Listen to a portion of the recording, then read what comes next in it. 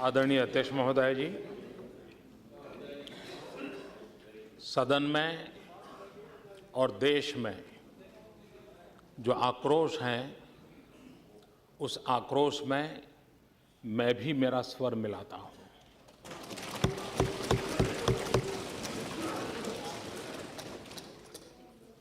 यह देश अलगाववाद के मुद्दे पर, आतंकवाद के मुद्दे पर दलबंदी के आधार पर न पहले भी सोचता था, न आज भी सोचता है, न आगे भी सोचेगा।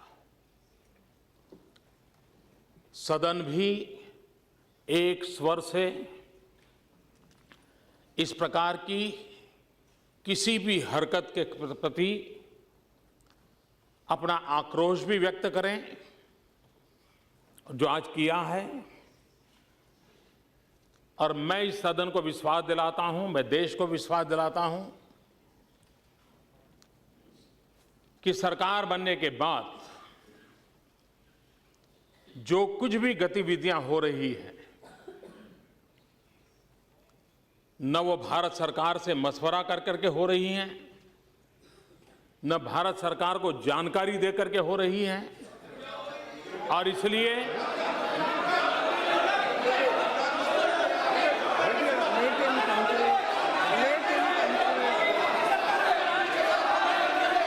आपको जवाब नहीं चाहिए तो ठीक है, छोड़ दीजिए। इतना भी मर्यादा नहीं होगा। प्रधानमंत्री बोल रहे हैं, आप लोग खड़े होकर बीच में टकरा रहे हैं।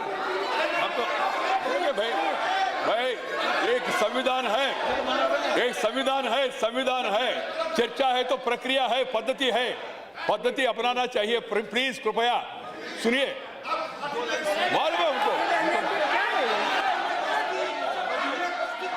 क्या है? 30 साल उनसे साथ मिलकर राज किया, स्नेह किया उनके साथ मिलकर। Yes prime minister. खड़गे जी जरा आपका इसको संभालिए। ये भी नहीं होता है। और आप दोनों, आप तो बैठे बैठे नहीं बोलते, ऐसे क्या है? थोड़ा तो समझिए। मेरा इस सदन के माननीय सदस्यों से आग्रह है कि आप समय आने पर अवश्य राजनीतिक टिप्पणियां करें। भारतीय जनता पार्टी वहां पर सरकार में हिस्सेदार हैं, इसके लिए आप उसकी भरपूर आलोचना भी करें, और वो आपका हक भी है और होनी भी चाहिए। लेकिन हम ऐसा न करें कि देश की एकता के संबंध में हमारे भिन्न स्वर है। ये मैसेज न दुनिया में जाना चाहिए, न कश्मीर में जाना चाहिए, न देश में जाना चाहिए। और इसलिए मैं इस सदन को और पूरे देश को विश्वास दिलाना चाहता हूं कि सरकार ऐसी किसी भी हरकतों को स्वीकार नहीं करती है। देश की एकता और अखंडता में कोई समझौता हमें मंजूर नहीं है। संविधान की मर्यादाओं में ही कदम उठाए जाते हैं। कदम भी संविधान की मर्यादाओं में ही उठाए जाते हैं, आगे भी उठाए जाएंगे। और इसलिए मैं इस सदन को विश्वास दिलाता हूं। दूसरा, मोदी जी चुप क्यों हैं? मैंने उस सदन में भी इस विषय में विस्तार से अपनी बात कही थी, और इसलिए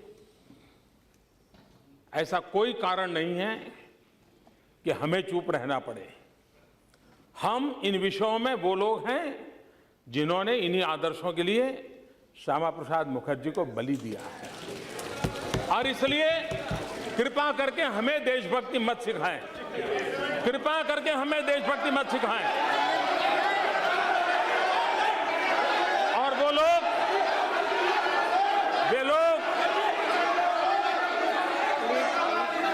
जिन लोगों के साथ, और मैं आपको कहना चाहता हूं, हमने कुछ बातों का क्लैरिफिकेशन मांगा है, और जैसे माननीय गृह मंत्री जी ने कहा वो क्लैरिफिकेशन आने के बाद, वह भी क्लैरिफिकेशन आने के बाद वह भी सदन को जानकारी दी जाएगी। और इसलिए मैं फिर एक बार कहता हूं, यह आक्रोश किसी दल का नहीं है, यह आक्रोश देश का है। यह आक्रोश उस बेंच का और इस बेंच का नहीं है, यह आक्रोश पूरे सदन का है। और हम एक स्वर से अलगाववादी ताकतों को, अलगाववाद को समर्थन करने वालों को और कानून का दुरुपयोग करने वालों को हम हमारा आक्रोश अभिव्यक्त करते हैं। और आने वाले दिनों में सदन जो एकता और अखंडितता के लिए प्रतिबद्ध है, उसके लिए जो भी आवश्यक कदम उठाने होंगे ये सरकार उठाएगी।